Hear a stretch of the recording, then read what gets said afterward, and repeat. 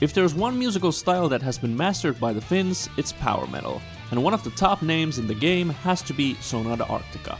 After almost 30 years, the band have cemented their place within the genre by never slowing down and never bowing down to trends. Similarly to their lyrics and album covers, Sonata Arctica have been the lone wolf of Finnish metal who do what they want, when they want. That's more than enough reason to take a closer look at Sonata Arctica and their illustrious career and see what has kept them at the top of power metal for so long. Sonata Arctica was formed in 1996 in Kemi. The group's original lineup consisted of drummer Tommi Portimo, singer and keyboardist Toni Kakko, bassist Pentti Peura, as well as guitarists Jani Liimatainen and Marko Paasikoski. The band were originally known as Tricky Beans, which turned into Tricky Means in 1997. By then, the band's early hard rock sound had slowly started to shift more towards power metal, inspired by fellow Finns Stratovarius. Soon the group signed with Spinefarm Records, but not before Paasikoski and Peura decided to leave the band.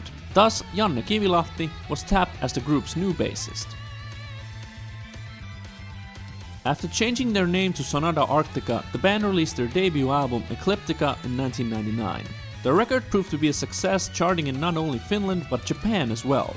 After the album's release, Mikko Härkin joined the group as their new keyboard player, which allowed Toni Kakko to focus solely on singing live. Following the supporting tour for Ecliptica, Kivilahti decided to leave Sonata Arctica and he was replaced by the returning Marko Paasikoski. Soon the band returned to the studio to begin work on their second album. Silence was released in 2001 and it surpassed its predecessor by reaching number 3 in Finland and going gold in only a few years. On the back of the record's release, Sonata Arctica embarked on an extensive world tour, after which Mikko Härkin decided to leave the group.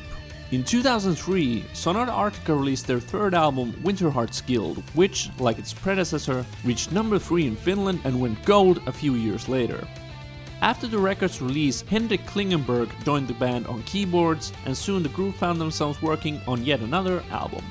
Reckoning Night was released in 2004, and it became the band's highest charting album yet in Europe. The group's fifth album, Unia, was released in 2007, and proved to be a watershed album in the band's discography. Unia was much darker and more progressive than Sonata Arctica's previous records, which was a conscious decision as the band felt that they had painted themselves in a corner with power metal. Even though this change in direction surprised many of the band's fans, Unia proved to be a huge success nonetheless, reaching number 1 in Finland and going gold that same year. This was a good place to start another world tour, but unfortunately, Jani Liimatainen was unable to join the rest of Sonata Arctica as he had not performed his mandatory civilian service, an alternative to Finland's national military service. This caused several scheduling conflicts, and eventually Liimatainen and Sonata Arctica decided to part ways. Thus, Elias Viljanen was tapped as the band's new guitarist. Sonata Arctica's sixth album, The Days of Grace, was released in 2009 and largely followed the blueprint set by Unia, albeit with a slightly lighter touch. This seemed to please fans as The Days of Grace went gold the day it was released. The band's next record, Stones Grow Her Name, was released in 2012, and even though the album went gold, it received a mixed response to say the least. The album's lighter hard rock sound didn't gel with fans or critics, with Chaoszine stating that musically, Stones Grow Her Name features neither power or metal. A change in course was clearly needed, and in 2014, Sonata Arctica returned to their roots with Pariah's Child. Before the album's release, Marko Paasikoski decided to leave the band and was replaced by Pasi Kupiainen. Since then, Sonata Arctica have released new material on a consistent basis.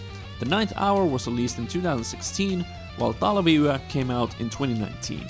The band have also been a mainstay at concerts, and in recent years they've expanded their palette by performing more and more in acoustic form. Sonata Arctica are an example of a group that have cemented their place in the field of music by simply releasing good material and touring non-stop. The band have kept all the drama in their music and focused on providing their own brand of power metal to hungry fans all around the world.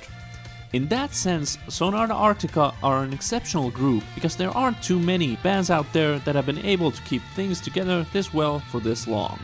So let's just hope that Sonata Arctica sticks around for many years to come, because every group needs that one lone wolf.